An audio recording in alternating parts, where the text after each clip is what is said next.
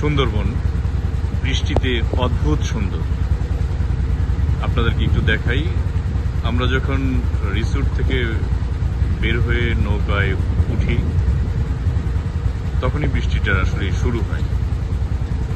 অনেকদিন ধরেই এই এলাকায় আসা যাওয়া, তবে বৃষ্টির সিজন খুব একটা বেশি একটা পাইনি আসা যাওয়ার পথে।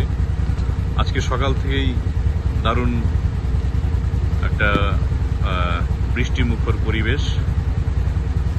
আপনারা দেখতে পাচ্ছেন আমরা ঢাংমারি থেকে এসেছি, সেটা হচ্ছে খুলনার দাকুক উপজেলায় পড়েছে।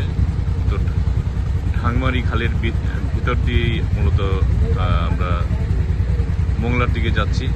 দেখতে পাচ্ছেন সুন্দরবন, প্রকৃতির